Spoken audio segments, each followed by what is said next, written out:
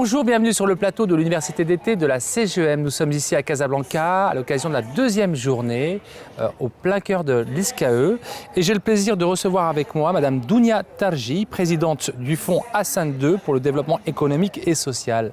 Merci de votre venue. Merci pour votre invitation. Alors vous avez ouvert ce matin avec un keynote sur les mutations sociales, confiance et développement du Maroc. Alors c'est un sujet vraiment d'actualité.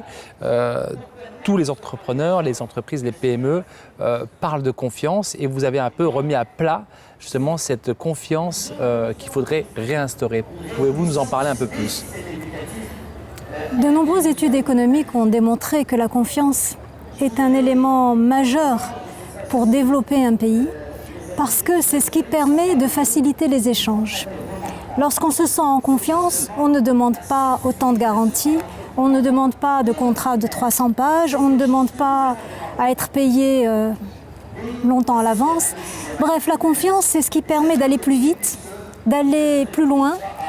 Et c'est quelque chose qui, aujourd'hui, est un ingrédient qu'il faut renforcer dans notre pays. Aujourd'hui, on fait confiance à un cercle étroit, aux gens qu'on connaît, mais on ne fait pas suffisamment confiance à ceux qu'on ne connaît pas. On ne fait pas suffisamment confiance aux jeunes qui veulent entreprendre parce que les jeunes ne savent pas faire, parce qu'ils n'ont pas prouvé, pour des tas de raisons. Bref, pour accélérer le développement de notre pays, il faut absolument qu'on réinjecte plus de confiance dans l'ensemble des rapports économiques, dans l'ensemble des rapports commerciaux.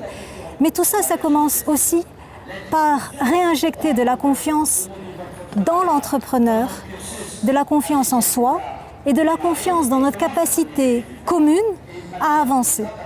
Confiance dans notre pays et dans notre capacité à rendre notre pays un endroit encore meilleur. Alors concrètement, Madame Tarji, comment on pourrait justement transformer cela et la rendre en mesure concrète au sein de notre corps d'éducation ou de nos systèmes de secteur privé ou public? Comment on pourrait le mettre en pratique?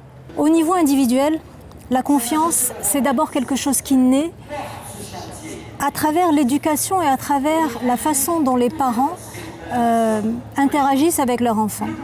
Et donc j'invite tous les parents marocains à se poser la question de toutes les règles et de tout le carcan qu'ils imposent à leurs enfants, souvent pour les protéger, mais qui les brident.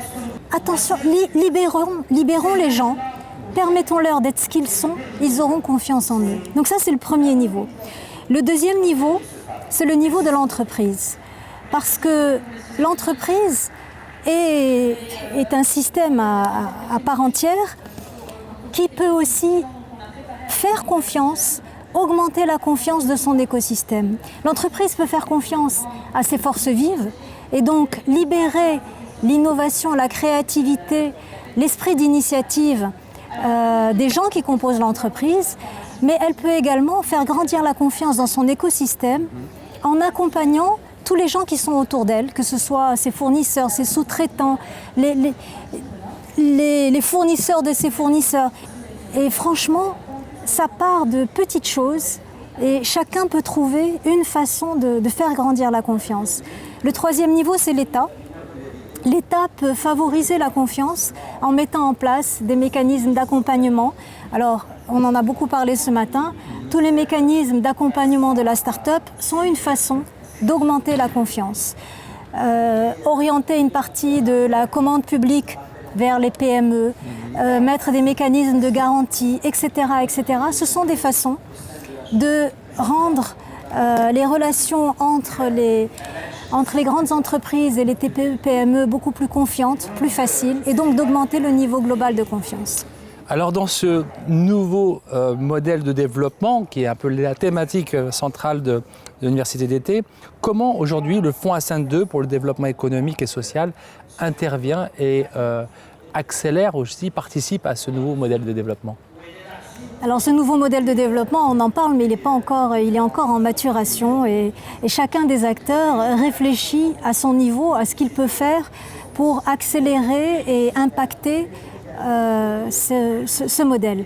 Au niveau du Fonds Hassan II, il y a un sujet qui nous interpelle plus particulièrement, c'est le sujet des partenariats publics-privés.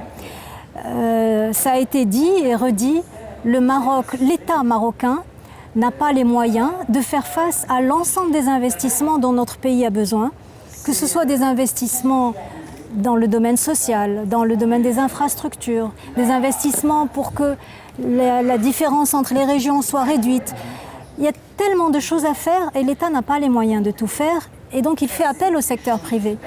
Mais le secteur privé n'est pas forcément intéressé à intervenir dans tous les sujets parce qu'il y a beaucoup de sujets où les choses sont compliquées, où il ne s'agit pas d'investissement rentable. Donc comment motiver, comment intéresser le secteur privé?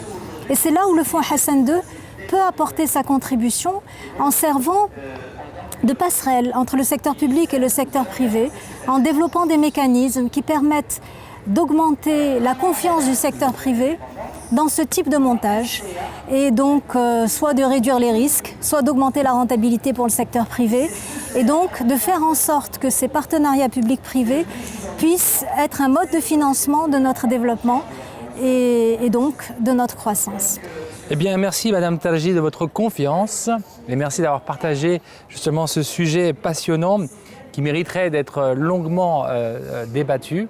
Et je vous donne rendez-vous sur les prochaines émissions. Alors suivez toute l'actualité sur le site de cgem.ma, #UE CGM19. Et merci et à très bientôt. Merci.